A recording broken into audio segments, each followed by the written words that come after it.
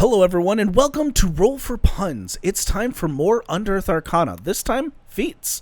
Joined by the same people, Nick and Kyle, and we're going to go through them and give our impressions on them. Hi, I'm Nick. Wait a minute, I'm really confused. Wait, hold on. Kyle, why are you so confused? I don't know. All right, so I'm going to start us off with our first feat, Artificer Initiate. You've learned some of the Artificer's inventiveness, granting you the following benefits. You learn one cantrip of your choice from the Artificer spell list, and you learn one first-level spell of your choice from that list. Intelligence is your spellcasting ability for these spells.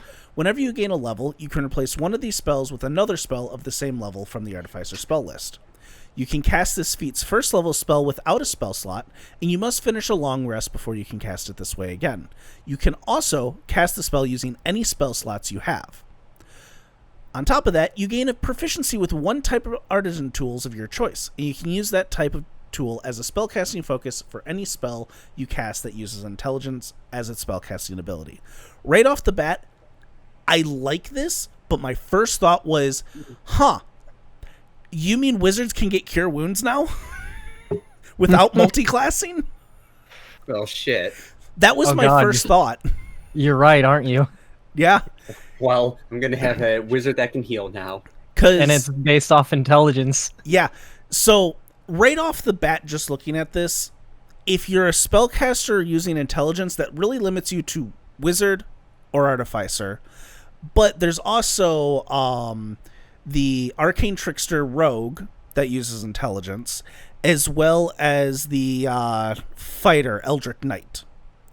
So, I mean, do you even have to be a caster to take this feat? You don't, but I'm saying, like, if you were to use the first level spell you gained with other spell lists, with other spell slots you have, those are kind of the only three that are going to fully benefit from it, from that part anyway. But it is useful for almost anyone else, because cantrips are always useful. Let's be honest here. Yeah. You're a barbarian that doesn't want to rage. Here, take Firebolt. Now you have range. But I have lightning. I have lightning bolts. Why do I need a firebolt? Listen, opening up the. I also have fireball and firewall. Spell list is always cool to like other classes. Yeah. Yes. I do like how you don't have to be a caster already to take it, like with some other feats. I love that, because the Artificer has some really cool spells that almost are universally useful for any class. Alarm, Arcane Weapon, Identify. Barbarian with Arcane Weapon. You can have Fun with Grease, Featherfall, hello, False Life, Catapult.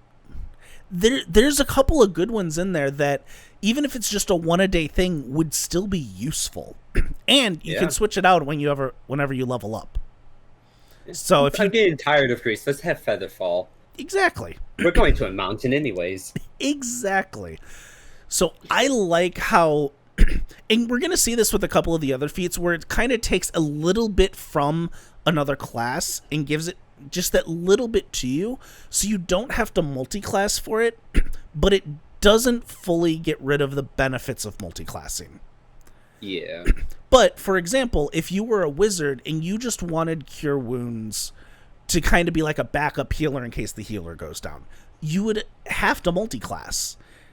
And that may ruin the build you're going for. With this, bam, got that feat, now I got Cure Wounds. All right, we're all set. Not only that, but you can also use a spell slot, so you become a healer just at the drop of a hat. A backup healer, yes. And it's great.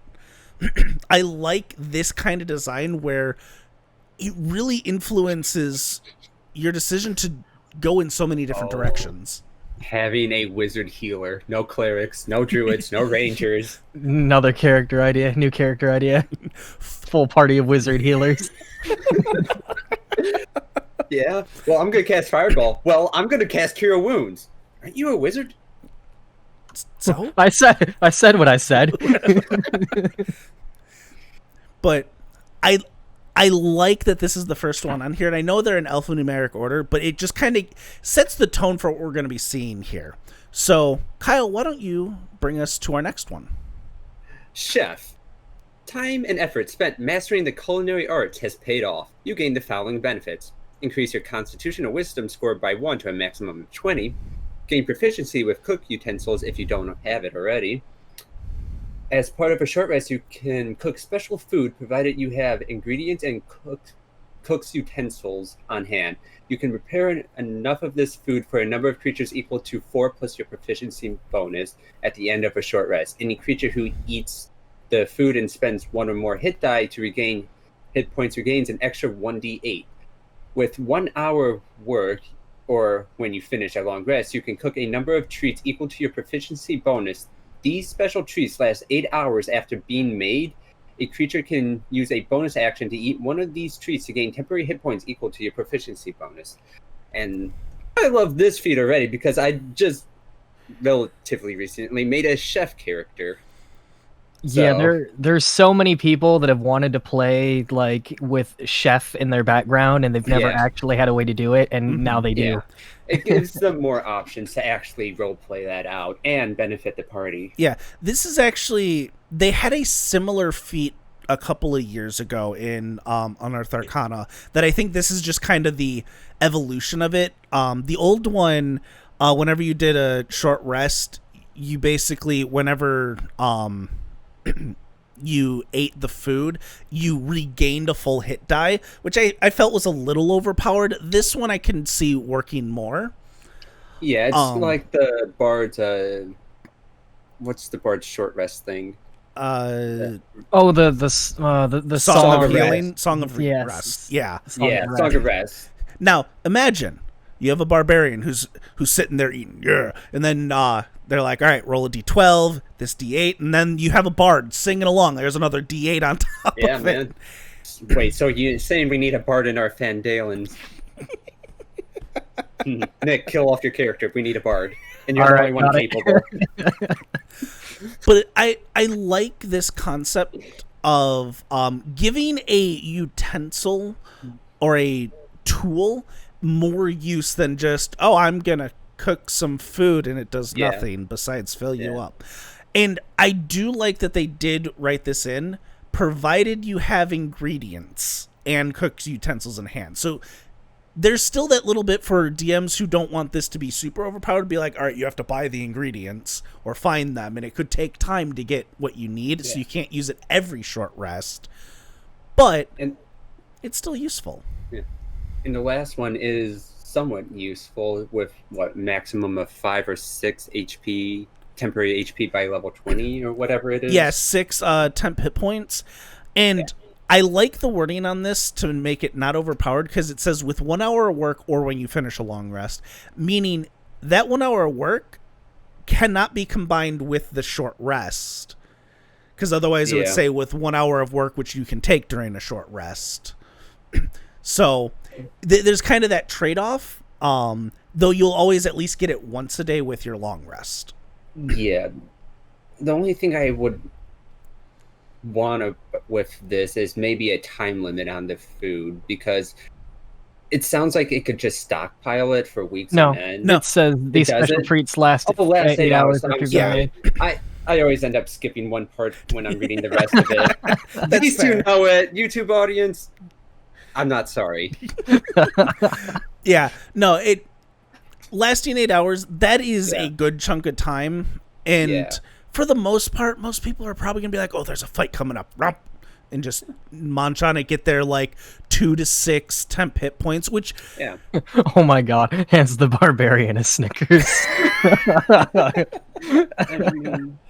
Unless I missed something else, one person can eat multiple, right? Yeah. You just cook a number of treats equal to your proficiency bonus. I'm assuming the temp hit points 2 to 6 stack, treats. though. Yeah. No, but you get hit, next round you eat another one. You get hit, next round you eat another. Yeah, because it's just a bonus action to pop them in your mouth. Yeah. So,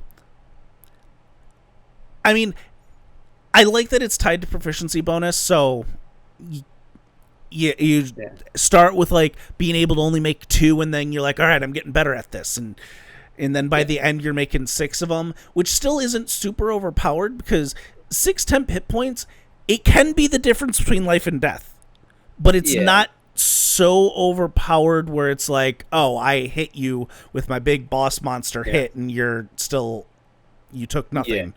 Yeah, it's not like Inspiring Leader where you get like 15 temp hit points or whatever. Yeah, but I mean, Inspiring Leader still isn't terrible because 15 really nothing when you get into like the CR20s monsters.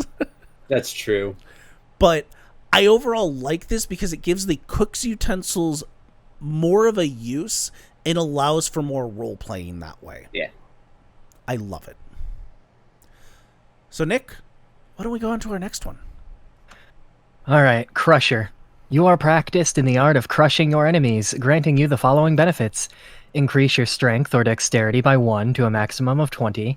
Once per turn, when you hit a creature with an attack that deals bludgeoning damage, you can move it 5 feet to an unoccupied space, provided the target is no more than one size larger than you. Also, when you score a critical hit that deals bludgeoning damage to a creature, attack rolls against that creature are made with advantage until the end of your next turn. So, pretty good if you're 100% offensive and like you enjoy hammer time. It is an A+ feat. Yeah. I mean, never underestimate being able to reposition the battlefield. Obviously, if you move something 5 feet and your friends are surrounding it, they are not going to just be able to, gang up on it with opportunity attacks, because that's not how those work. But still, but it also gives you an opportunity to run away if you're exactly. There's that. Or say there's a moonbeam next to you, bam, move it right into the moonbeam. Oh, you got out of there? I don't think so. Exactly.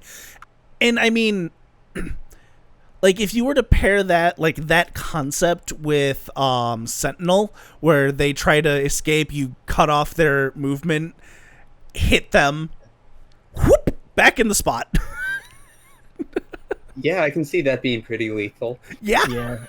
Even though it's 5 feet, like I said, never underestimate being able to reposition something on the battlefield. Exactly. I mean, oh, you're trying to run away from this line attack? No, you don't. Yeah, exactly. Get back into that thunderbolt. Yeah, and when you crit, that means until the end of your next turn, your attacks have advantage on him. Oh man, a fighter going in with this. Oof.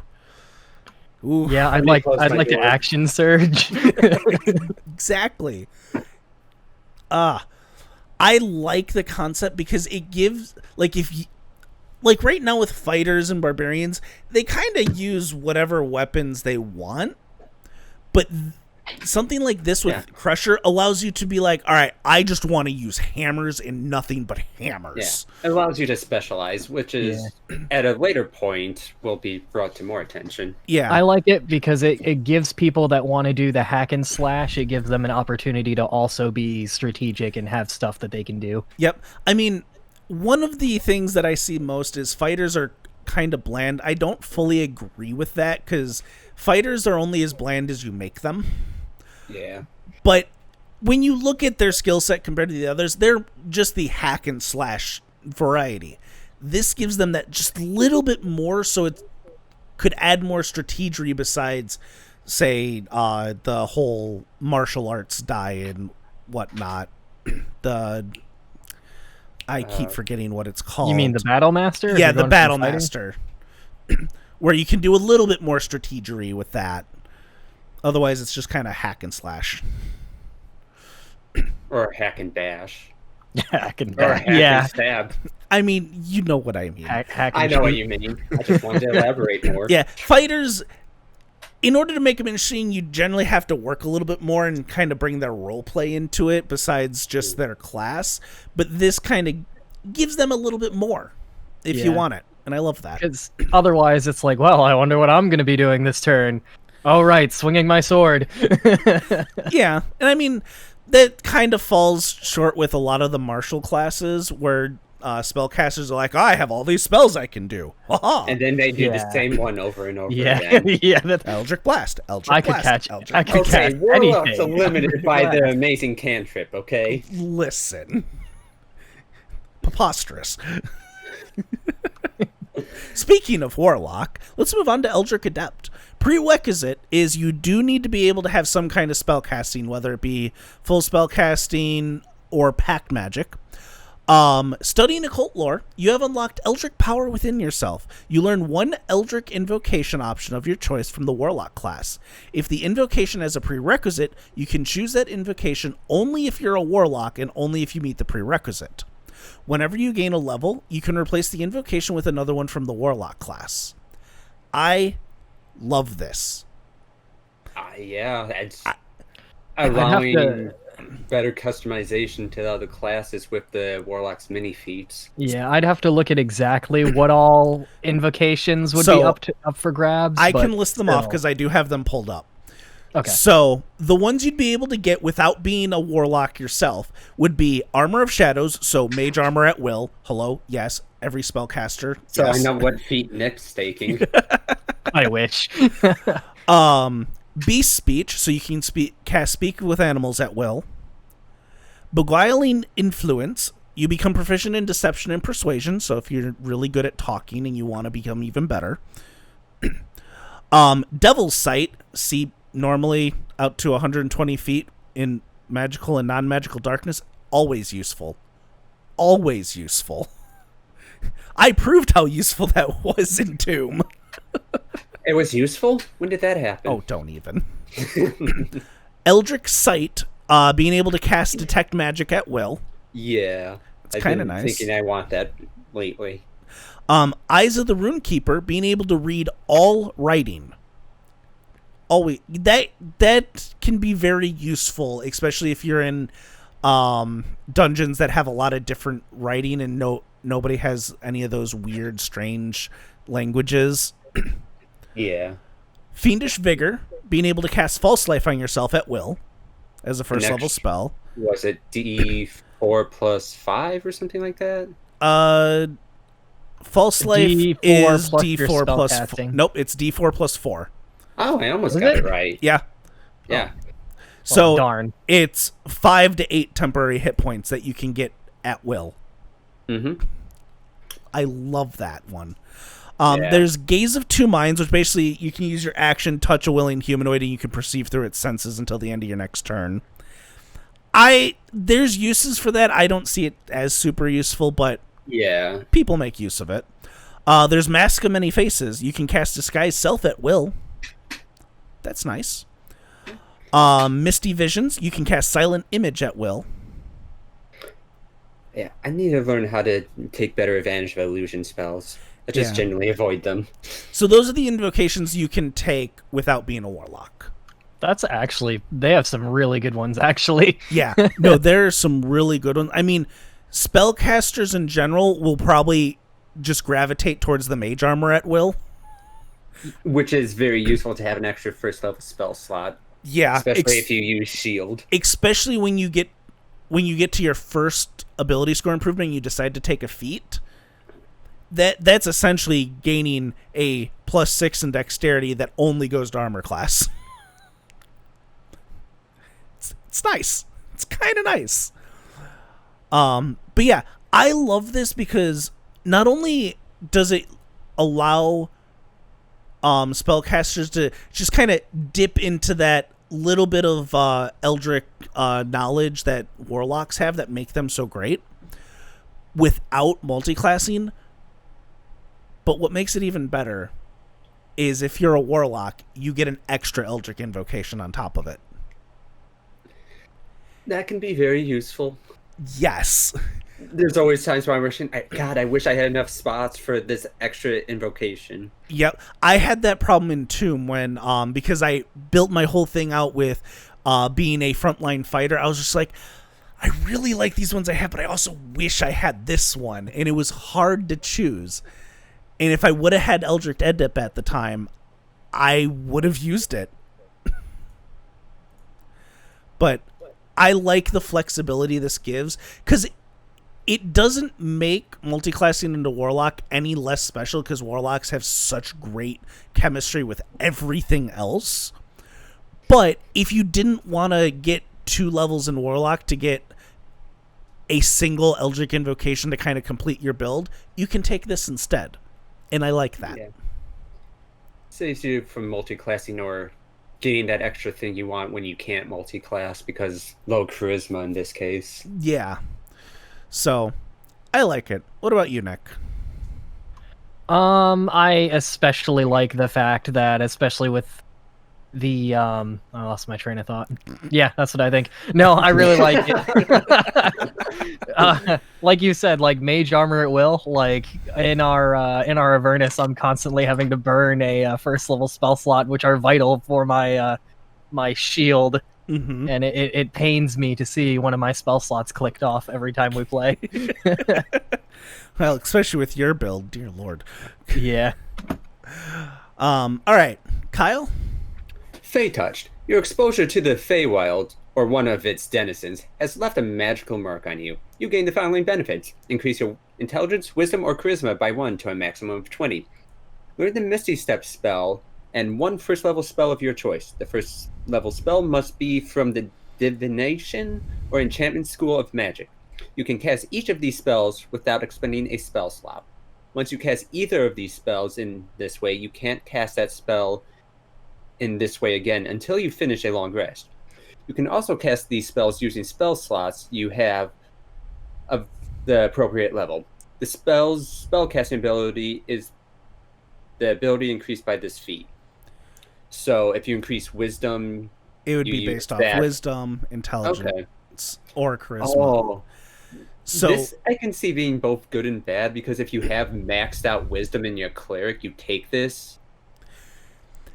You'd have to increase in charisma intelligence and use that as your yeah, casting modifier. So it can have drawbacks. it can, but generally when people are taking feats, they don't always have maxed out modifiers. No, they don't. Just on the off chance that it does Yeah, happen. like if you were to take it at a high level, you may run into that problem, but 4th level, 8th level, I don't see that really being much of an issue. Yeah. I do enjoy that you get Misty Step. That's always a useful spell Yeah. for Oh, getting it out of is. tight situations. Like, hey, you now have an emergency button you can use once per long rest, and first level spell of your choice as long as it's divination or enchantment, which there's some really good spells in there. There is. And this is another one of those things where it just gives a little bit of extra utility to all those spellcasters and even non-spellcasters. Yeah, having the fighter gain out or the barbarian gain out of a tight situation where they're surrounded. Yeah. It really opens up to allowing those martial classes that don't generally have spells, letting them take a little bit of that magic to round out some of their weaknesses. Right. I just love it. So Nick, why don't you move on to our next feat? Okay. Fighting Initiate. Yep. Prerequisite: proficiency with a martial weapon. Your martial training has helped you develop a particular style of fighting. As a result, you learn one fighting style option of your choice from the fighter class. If you already have a style, the one you choose must be different, obviously. Whenever you gain a level, you can replace this feat's fighting style with another one from the fighter class that you don't have. And that's really good because if you've ever made a fighter and you're torn between like one fighting style or another, like defense versus like going, I don't know, like the two-handed route or whatever, you can have the best of both worlds. Mm-hmm. Not only that, like the proficiency with martial weapon is a good prerequisite for this because it basically limits it to fighters, barbarians, rangers, and then hexblade warlocks. Yeah. I can see how this could be particularly useful to a Hexblade Warlock with Yes. I don't remember what the fighting style is, but it gives you +2 to attack bonus. So there's dueling. When you're wielding a melee weapon in That's one it. hand and no other weapons, you gain a +2 bonus to damage rolls with a weapon. Oh, it was damage, not attack rolls. Yeah. I mean, that's still +2 to damage rolls. Yes. Yeah. Oh my god, if Blade had this? Oh! Blade would be doing +13 damage and rolling a 1. Yeah, so 14 damage. Yeah, Blade would be doing a minimum of 14 damage. It'd be great. It'd be stupid. It'd be great. Well, his You weapon was didn't know how to roll higher than a 1. his weapon was 2 hands though, wasn't it? It was, but Just do you know what? Great weapon fighting. When you roll a 1 or a 2 on a damage die, roll it again Or that. and Or take that. You really needed that. I know. You should have just taken lucky. No, because that's only on a D20. I hit all the time. I rolled a 1 on the D10. Detail. That was the problem. But I mean, even because I think Ranger has their own couple of fighting styles they can take. I think they have like 2 or 3. Yeah, so this can expand on that. I think Fighter gets a chance to get 2 fighting styles based on the subclass they go down. But overall, I feel this is just infinitely useful if you have the prerequisite, because again, Hexblade Warlock. If I would have had access to this, I mean, dueling to get +2 bonus to damage rolls would have been nice. Archery +2 bonus on attack rolls with a ranged weapon, always great.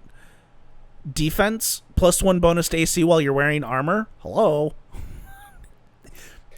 Defense isn't all that great of a one, But especially at higher levels. But it can help.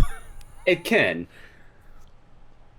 And the fact that whenever you gain a level, you can replace it means 4th level, take defense. You need the AC.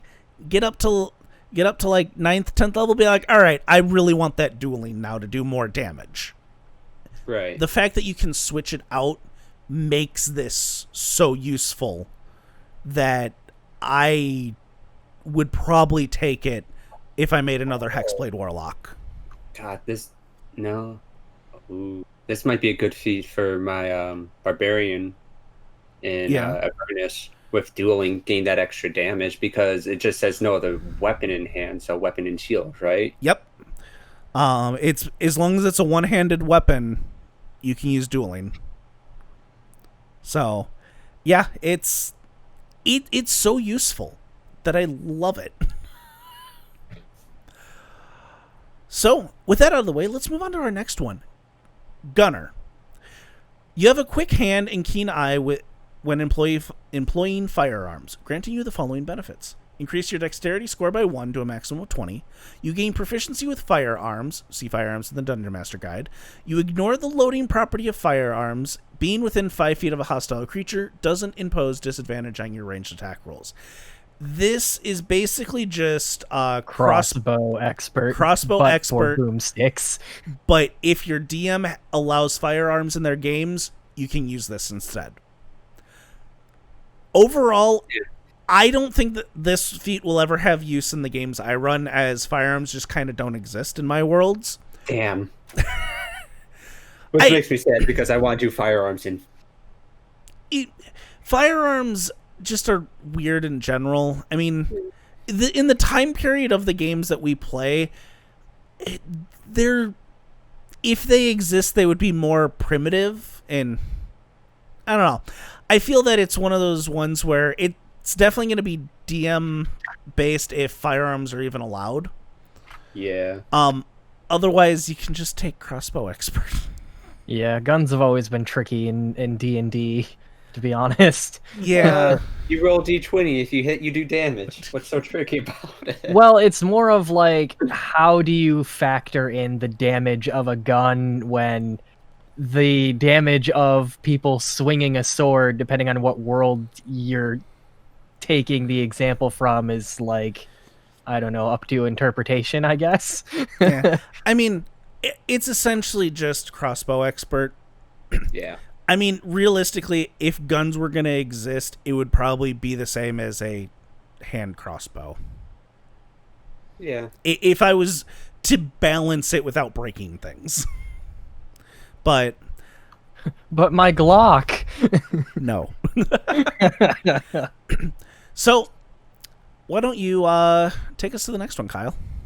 Magic Adept. Prerequisite. Spellcasting or pack magic feature. You've learned how to exert your will on your spells to alter how they function. You gain the following benefit. you learn 2 meta magic options of your choice from the sorcerer class. You can use only 1 meta magic option on a spell when you cast it, unless the option says otherwise. Whenever you gain a level, you can replace one of your meta magic options with another one from the sorcerer class. You gain 2 sorcery points to spend on meta magic. These points are added to any sorcery points you have from another source, but can only be used on meta magic. You regain all spent sorcery points when you finish a long rest. Kind of like the previous Eldritch Adapt, allowing more, just more options for the other casters, allowing them to mix and match easier without the multi-classing. Yeah, this one I feel is a little bit more limited, but that's more just because I feel sorcerers are kind of limited in general. They can do some really great things, but their meta magic stuff is kind of like the only thing separating them from any other caster. Yeah. And I like this because you only gain 2 sorcery points. If you take this as a sorcerer, those 2 extra allow you to do so much more. But on its own, 2 can't do a whole lot. You can basically do Careful Spell twice. Yeah, it doesn't really allow a lot, but... You could do Extended Spell, so spend a sorcery points, double a duration of something.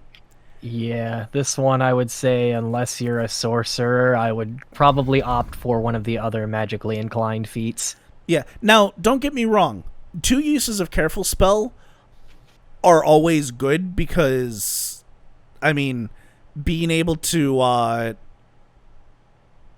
not Careful Spell, what was it? Subtle Spell. 2 uses of Subtle Spell. Being able to cast something without somatic or verbal components can either launch a good sneak attack or get you out of a bind. Quite literally. Yeah. So there are some uses, but I feel this one might be more limited to how useful it can be. Though How creative you are. Yeah, you really have to be creative to make the most out of this. But I can see how useful this could be if you wanted to go all in on your sorcerer with meta magic and get more sorcery points. Yeah, I find this one to be... Sorlock and just constantly machine gun them to death with your Eldritch Blast. Listen. Just 2 more! I find this ironic because the whole theme here on most of these has been to like really promote an interchange between the classes, and this one in particular really isn't that great unless you're a sorcerer. It's like, hey, I have 2 extra sorcery points now. Yeah, this kind of one, ironic to me. This one's probably the weaker of them all. I can see the uses for it, but I don't know. Sorcerers and Rangers are kind of the 2 classes that have an identity crisis when it comes to them, and this kind of takes that a little bit away. But I honestly would personally like to see Sorcerers remade from the ground up. Yeah. They have some great concepts in there and some great things, but with them relying so much on very few spells and meta magic, they're really only good for like Sorlocks. Yeah. Can't wait to make one of those in David's campaigns. He will kill you so fast. No. Already. No. Kyle will find a way to kill himself so quickly. Yeah, it's like, okay, I'm going to Eldritch Blast him and knock him back 10 feet. Why am I flying back? Oh, for you see, that's a Tarrasque. It reflected back towards you. Where's your Sorlock now? I hate Tarrasque. I haven't even fought one and I hate him. Same though. But yeah, this one, if they remade it to make it better, I'd be fine with it probably, but I'd be okay if they just kind of dumped this feat entirely. I personally don't see many people taking it unless you're a sorcerer. I do like that they provide the option. Yeah, considering they've done it with the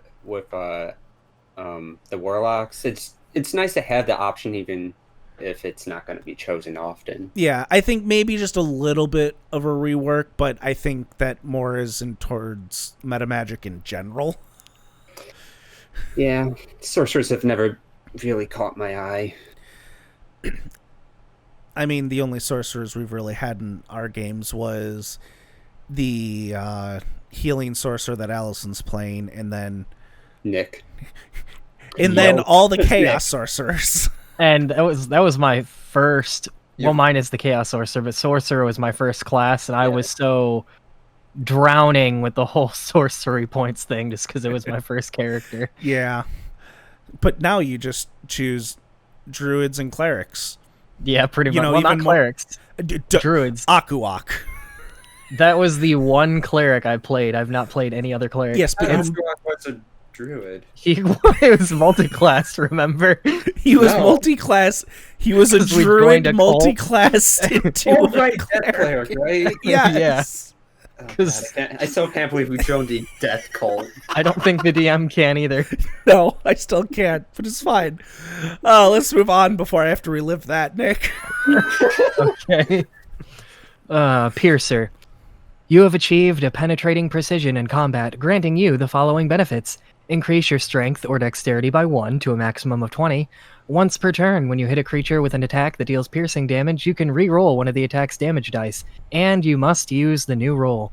When you score a critical hit that deals piercing damage to a creature, you can roll 1 additional damage die when determining the extra piercing damage the target takes. I So can't it's wait to have this. it's like Great Weapon Master, but for piercing weapons, if I'm not mistaken. In basically. a sense, yeah. Great Weapon Master plus brutal critical. Yeah. Yeah.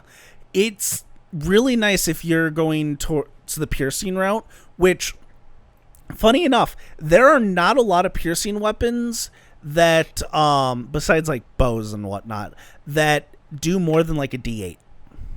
Yeah. A lot of them do D6s. So the fact that they made the critical hit deal an extra damage die is kind of like their way of being like, hey, here you go. We know your weapon sucks, so get that crit so you can actually be good. Could you could add this to if you were an orc, couldn't you? Yeah. Oh my god. So if Orc with a Baron was an orc, barbarian with this. No. Just take Denzel's character, the half-orc fighter. That's a Yeah. That's what I meant, half orc. half-orc champion fighter. Oh my god. No, With this half beat, orc champion barbarian. Ugh. Yeah, champion 3 levels barbarian. of champion to get that 19 crit, and then you go barbarian so you can get those brutal criticals Oof.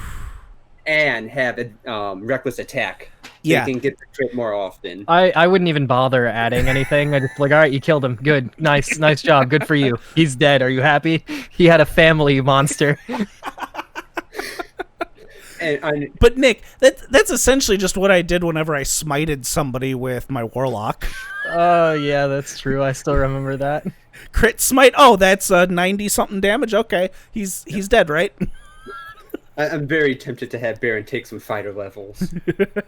I mean, you can. I know I can.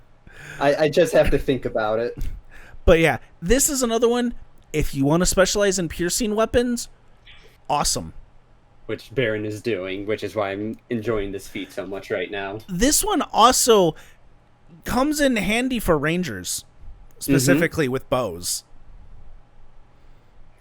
Could you imagine this, but with the what's it called that I always take advantage of with the like plus 10 extra damage with sharpshooter. Uh-huh. Oh man. Yeah. The damage, it's dead. I don't care what it is, it's dead. That's her ask.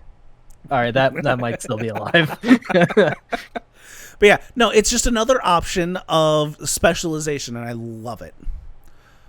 So, with that, we're going to come on to what is a feat I wish existed about a year and a half ago. Poisoner. You can prepare and deliver deadly poisons, gaining the following benefits. When you make a damage roll, you ignore resistance to poison damage. You can coat a weapon in poison as a bonus action instead of an action. You gain proficiency with the Poisoner's Kit if you don't already have it. With 1 hour of work using a Poisoner's Kit and expending 50 gold pieces worth of materials, you can create a number of doses of potent poison equal to your proficiency bonus. Once applied, the poison retains potency for 1 minute or until you hit with the weapon. When a weapon coated in this poison deals damage to a creature, the creature must succeed on a DC 14 Constitution saving throw or take 2d8 poison damage and become poisoned until the end of your next turn. It has the poison status? Oh. Yes. Oh, fuck. If I ever get to play Blade again, he's taking this. If I ever play a rogue, I'm taking this. As long as money's not an option, like, that's crazy. Like, bonus action for an extra 2d8, potentially for an extra 2d8 poison damage, and they're poisoned. Well, so that's disadvantage for them on, like, anything. I mean, if you were to just ignore that third bullet, I would still take this feat. Because coating a weapon in poison is a bonus action. That makes all poisons infinitely more useful. It does. Yeah. And you gain resistance to poison damage, which is... No, you ignore resistance to poison damage. See, this is why I don't talk a lot. Because I'm constantly missing one word that is vital to the message. It's like, you're fighting some kind of poisonous snake. Oh, you think you're resistant, huh? Die! I mean, this... Remember that time in Tomb when we were going up against a Medusa and I tried to put poison on my weapon? If I would have had this... Only you would have had this. If I would have had this, it would have been like, poison slash. Yeah, we might have lived. Listen, is Kyle, Medusa resistant or immune to poison, though? You know what? Let me find out. If it's resistant, then yeah. That's crazy, though. 2d8, that's a lot of damage. Like, that's more than what your weapon's doing, probably. Yeah, most likely. Especially with Blade. Unless you ignore the extra damage from bullshittery. Now, he has like a plus 11 or something. Yeah. I mean... Good thing he didn't get that +2 weapon. Yeah, no, it... Alright, Medusa, I'm pulling it up. They aren't even resistance to poison. Oh. Wow, that's surprising. Yeah. So if I ever get to play Blade again, he needs to have this feat because it just fit in with his character so much. What I tried to do with Blade was take the Poisoner's Kit and make it as useful as I could, but I couldn't find a time because it takes an action to apply. Yeah. And since combat generally lasts only 2 to 3 rounds, yeah. I think the only thing I might want to change about this is the saving throw and have it like a base of 10 plus proficiency, just to show, okay, I'm getting better at making poison, so it's harder to resist. I could understand that. I think they're just basing it off of a general other poisons, because like if you were to take the best poison, I think it's only a DC 17. Well, like, if they do it at a base 10, the highest it will go is 16. True. I think they kind of just took in the middle. Yeah, I mean, I understand. It's just... That's my thought on it. Yeah. No, I can get behind that. That's just, like, the new poison that you can make, though. Like, correct. I'm sure there's other poisons that you could probably make, absolutely. obviously, that are stronger. I mean, the jug that we had that gives poison every single day... The alchemy jug? A bonus action to coat your weapon with that. No, not broken at all. If I would have had this, things would have been poisoned so much more often. Or at all. Yeah, it's hard giving up an action to poison your weapon that might or not. Unless... Yeah, may or may not work. Yeah. Unless you were going in for a sneak attack. Yeah. And you knew you were getting into combat. Most of the time, though, you don't. Then you're not what's the word I'm looking for, putting yourself at a disadvantage with the action economy, because otherwise if you're already in a fight, that's when it was never worth it. Exactly. Because it's like, well, I could swing my sword and do like at least 8 damage, or I could waste my turn poisoning this and hopefully, Yeah, so. It was it was always a thing that was hard to work with, and I tried to make it work, and I never found a good time. And it sucked. Yeah. All right, Kyle, take us to the next one. Practice expert. You have honed your proficiency with particular skills or tools, gaining the following benefit. Increase one ability score of your choice by 1 to a maximum of 20. You gain proficiency with one skill or tool of your choice. Choose one of your skills or tool proficiencies. Your proficiency bonus is doubled for any ability check you make that uses the chosen proficiency. I like this. It's kind of a halfway between ability improvement and prodigy, which gives you skills and expertise. Mm-hmm. Which I like, because I do like the prodigy being able to get expertise without being a bard or a rogue. Yeah, it's... And this does give you expertise on any ability check with that chosen proficiency. I like it. It's that halfway ground, like you said, and I could see this being used in a number of ways. Yeah. Especially if you use one skill particularly a lot and you're not one of the expertise classes. Mm-hmm. Yeah, and this is also available to every race, not just humans or half-elves. So how does this work if I'm a rogue and I'm already proficient in stealth, but I want to bump my stealth up more? How does that work if I pick this? You get expertise or double your proficiency. So instead of the +2, I would have a +4? Correct. Yeah. Ooh. So...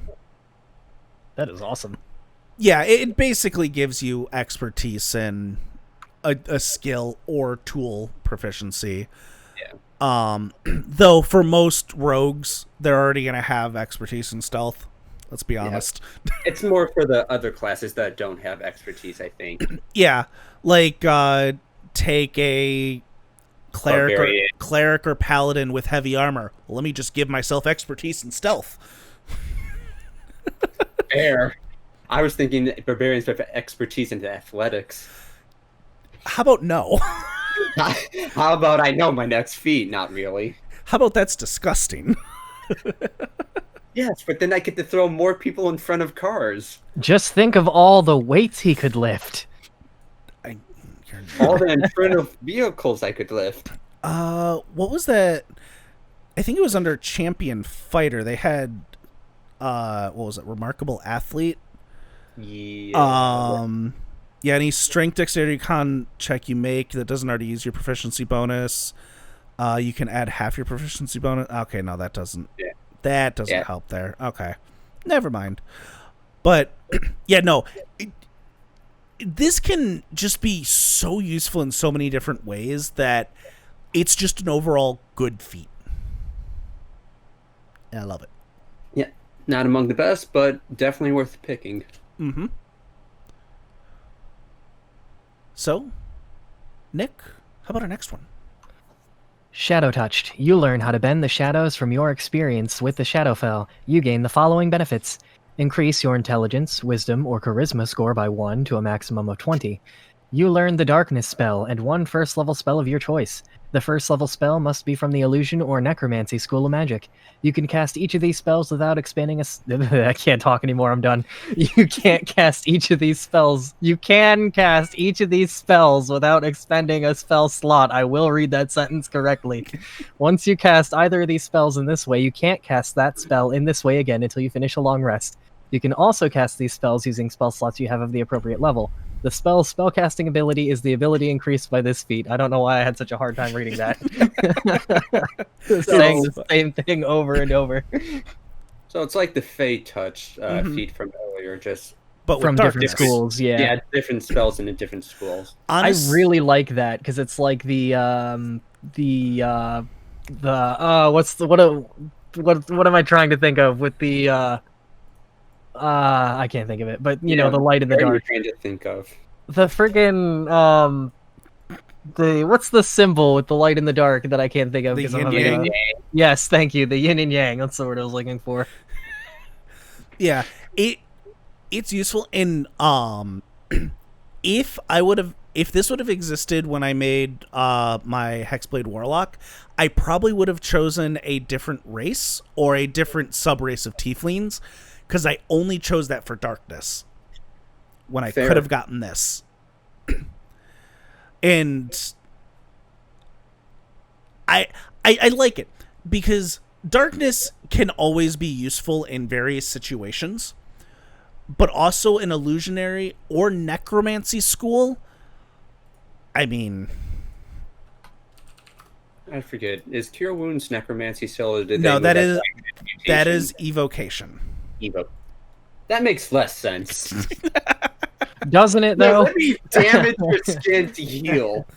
No, you're harnessing energy. So, I mean, in a roundabout way, it kind of makes sense. Anyways, we're not here to talk about that. Yeah, I'm trying to think. Fair. What is under necromancy for first level spells? Isn't that the bad touch spell, or is that, am I thinking of a different Bad spell? touch spell. Harm or what? Not harm. I know Inflict it's called- wounds, Yeah. or is that second level? Uh, It does like 3d8 damage. It's there's like a inflict monstrous wounds. amount of Yep, damage. that is necromancy. 3d10. A 3d10, Yeah.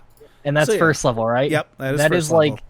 like the biggest I'm going to hurt you spell there is. Oh, there's Sorry, also that Ray level. of 4 Sickness. spells. There's only 4 spells. False Life, Cause Fear, and then those 2.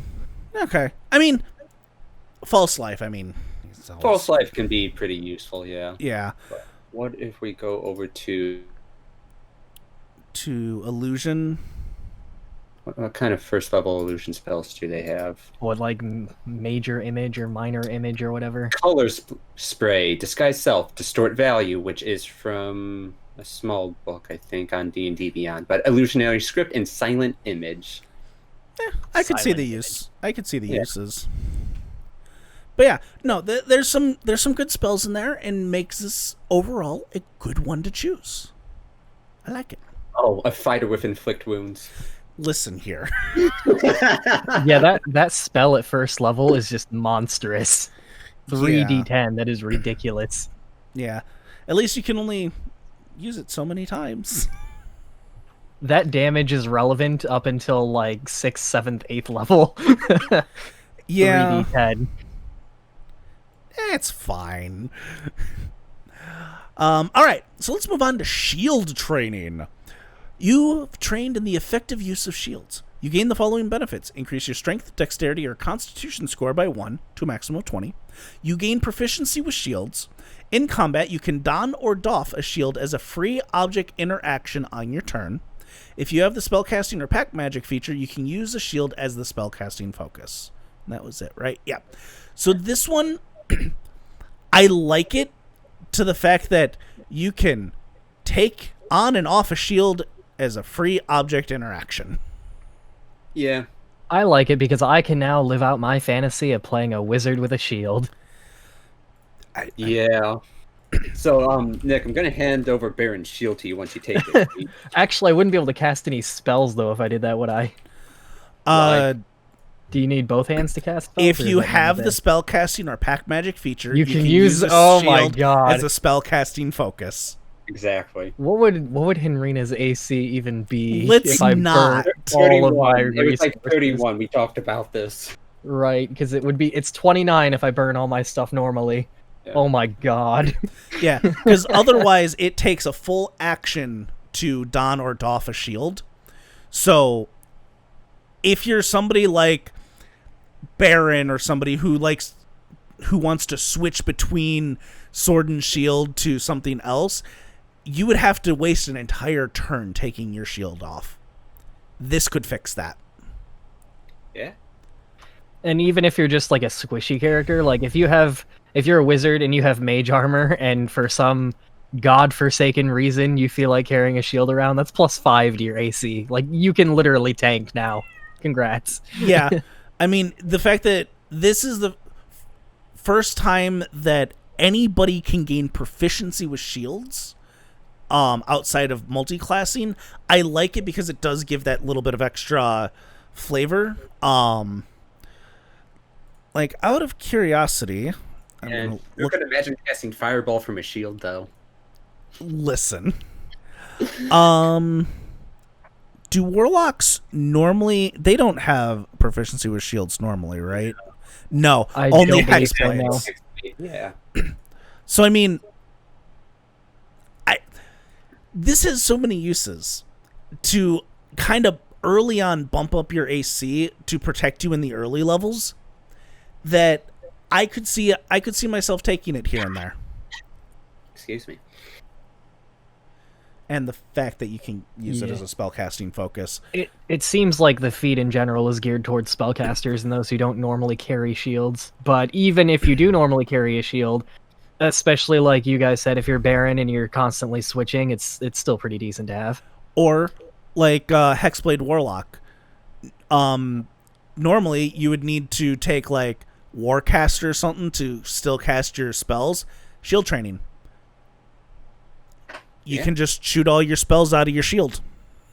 You don't get the concentration effect, but if you're not concentrating on a lot of spells, this is far better. Yeah, and if you were like, say, my Warlock, where I could just switch my weapon from single, double, ranged, I can easily just drop my shield. Mm-hmm. It allows a smoother flow of combat for those that have a lot of different ways they can attack. It gives my thumbs up of approval. So we have just a few more to go. Kyle. Slasher. You learn where to cut to have the greatest results, granting you the following benefits. Increase your strength or dexterity by 1 to a maximum of 20. Once per turn, when you hit a creature with an attack that deals slashing damage, you can reduce the speed of the target by 10 feet until the start of your next turn. When you scored a critical hit that deals slashing damage to a creature you grievously wounded until the start of your next turn, the target has disadvantage on all attacks. I love that now you can live out your fantasy of being a psycho serial killer with the slasher feat. Yeah, you want to run away? Sorry. You want to run away? No, I'm going to just reduce your speed a bit. Yeah, that is so beyond useful. Also, you think you're going to hit me next turn? You have disadvantage now. Yeah. Also, as a reminder, when things say once per turn, there's your turn, but then if you have an opportunity attack, it's somebody else's turn, which means you can do it again. Oh my god, no. Yeah. Could you imagine something trying to run away from you and just like, no, you don't. No, I'm sorry. Who gave you the right to run?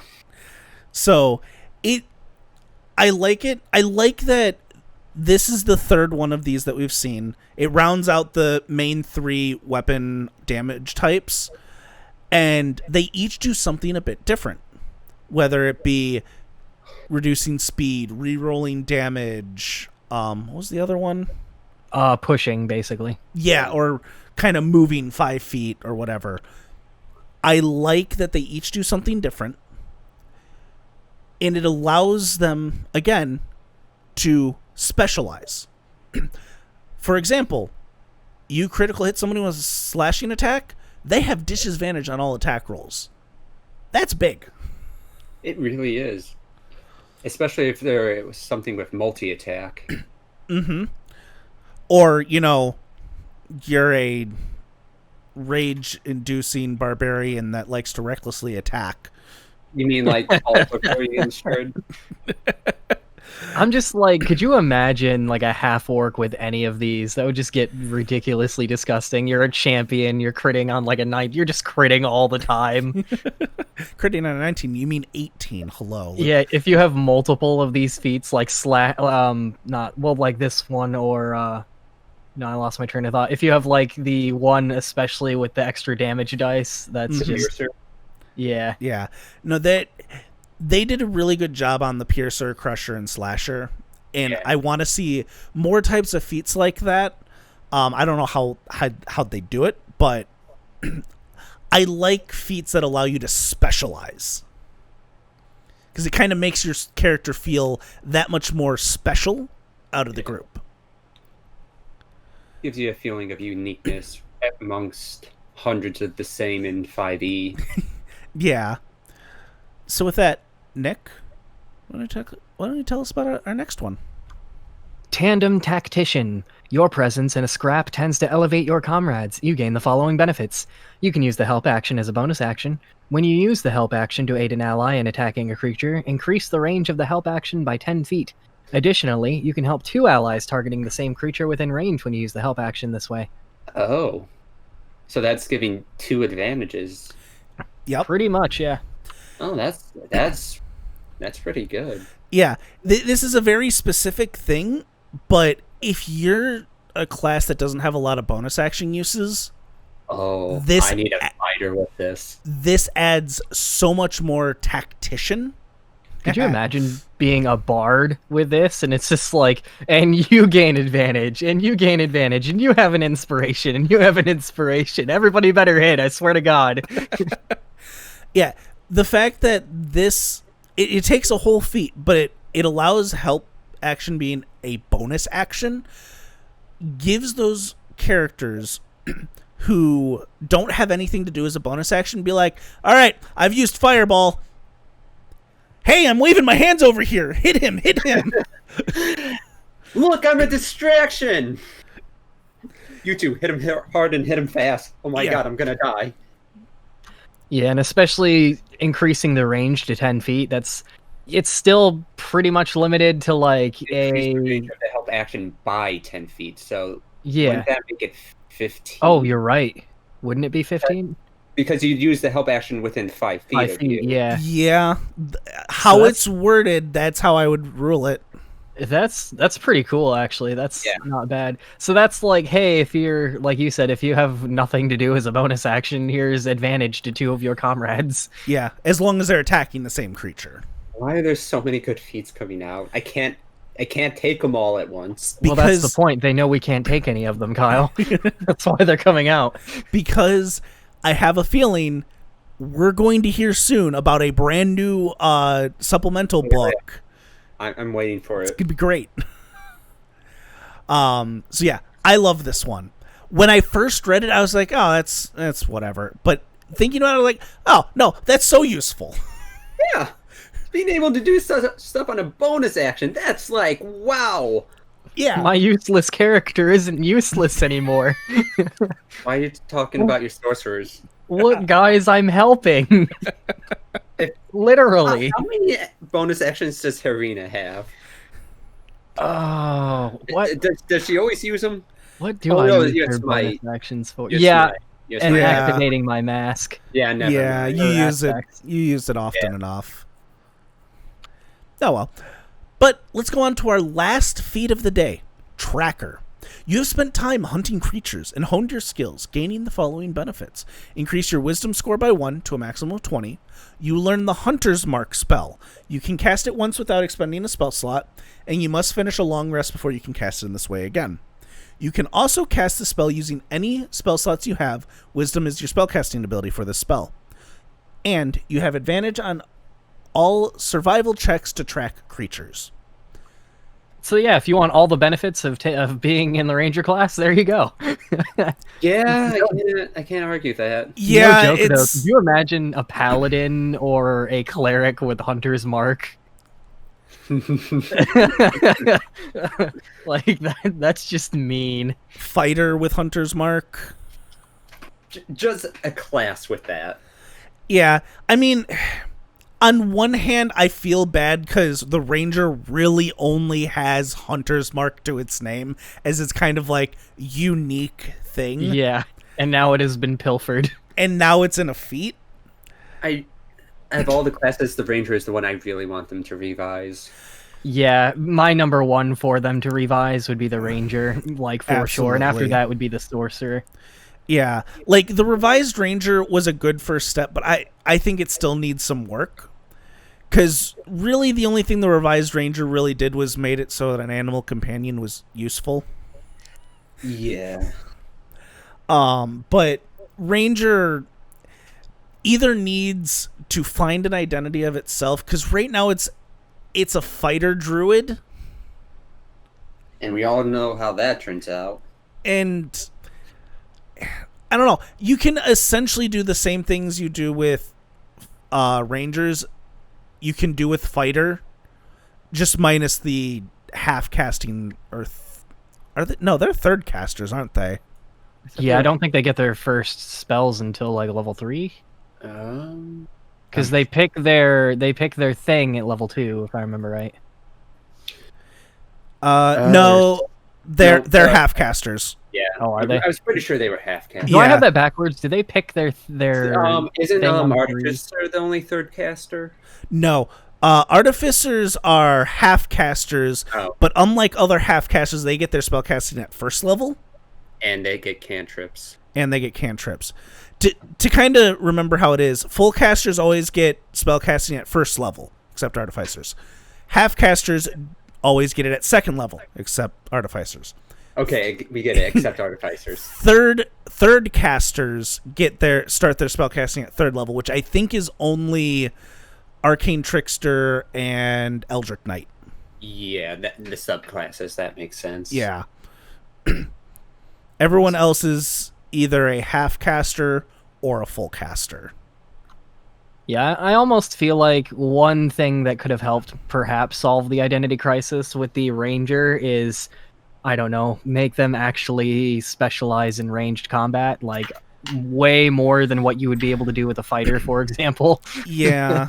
I mean, they've done some cool things with the subclasses, but a lot of it is also things you could easily throw into fighter.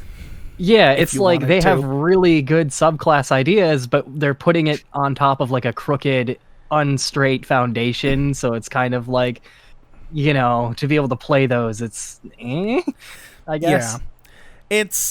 It needs work, but I don't think we're going to get a better ranger until they decide to either do a 5.5 edition or a 6th edition. I think we'll see it at 6th edition. I think so too. Which makes me sad, because I've wanted to play a ranger for a long time, it just hasn't been Yeah. I don't know, interesting. Well, like I have a good idea for a character, and I was trying to excuse me. Bless you. And I was trying to find the best starting class for it, and I landed on fighter because it just fit better. And I was trying to get into ranger because the only classes that start with martial weapons are fighter, ranger, paladin, hexblade, warlock. Yeah, the downside is, like, if you want to play a ranger, there's nothing the ranger can do that another class probably can't do better. Honestly. Yeah, and that's the identity crisis it has. Yeah, And I want them to fix that somehow. Like, hey, you want to be up close and like a dexterous fighter, just be a fighter and get action surge. Or like, hey, you want to shoot bows, be a Way of the Kensai monk. Or be a fighter with or be a fighter and get action surge. Yeah. Or be a hexblade warlock with an Eldritch invocation. Yeah. Or, you want to summon animals, well, that's what druids are for. Or be a wizard. Or just be a druid. Or just be anything else. Literally anything else. Yeah, except sorcerer. Yeah, fighters need a lot of work, and I know there's a lot of people that love fighters, and I'm ranger. Fighters, really, man? Shut up. There's a lot of people that love rangers, and I'm not shitting on them for loving rangers. You're all entitled to your own opinion. I think it just kind of has an identity crisis. It needs something special to give to it. Besides Hunter's Mark. Which has now been pilfered, just so we're clear. There's going to be bards running around with Hunter's Mark now. It's not even like primeval awareness is all that great. Yeah. I mean, it's just the roleplay aspect of like tracking and stuff. Like that's like the one thing the ranger can do better than anybody else. I want to give you this idea. They did this feat where you learn Hunter's Mark.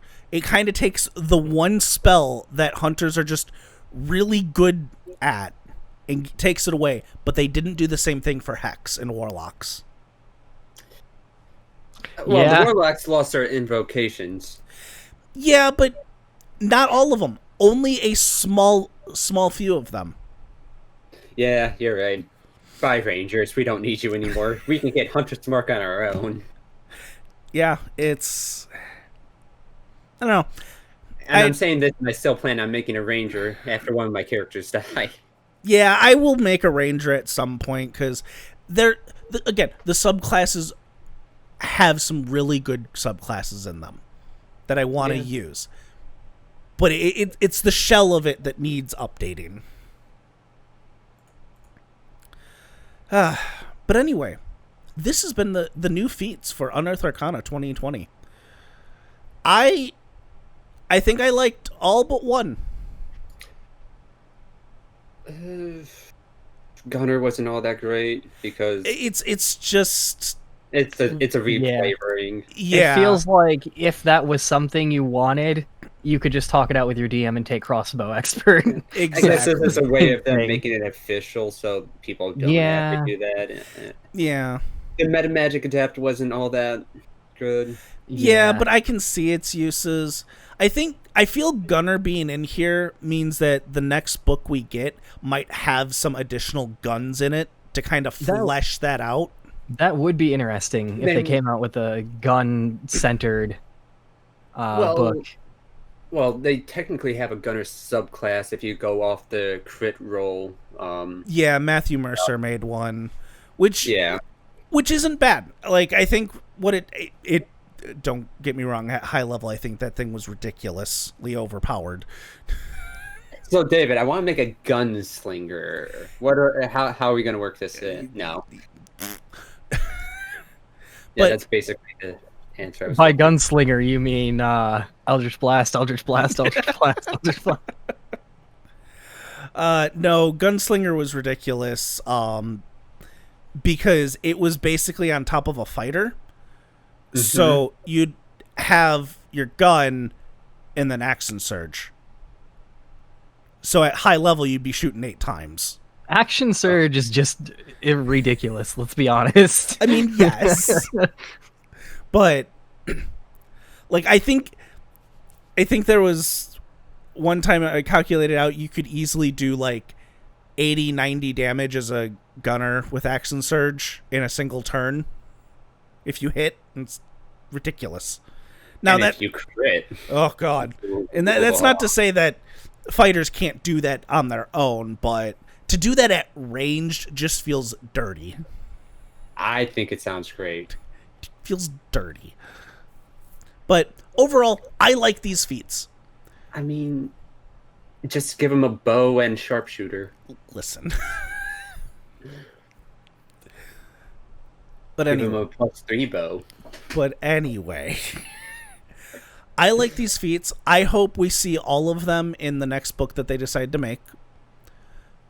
And I think whenever that book officially comes out, we'll have to make a couple of videos on it, because going through like the final designs, because there's some of the books that come out that I don't think this kind of format works. Like the last book that came out, which was the Mythic something of Odysseus. That doesn't work too much because that's more for DMs and all the creatures and whatnot. But when it comes to player stuff, I think that's easier for us to make videos on. So, and we can't really do them on adventures because we may plan on doing it at some point. So that'd be more of a after we stream those kind of thing, so we don't spoil anything. What? No, crazy, no. I already have an idea of a potential thing we can do after we finish Avernus up and have the whole group kind of talk about what we thought as a whole of the adventure. So we're going to Mythic Odysseys of Theros next. I see. I approve. Let's do it now. I don't need Avernus. So now that you've gone through the first layer of hell, it is time to go through the second layer of hell. You mean the story ninth layer? Continues.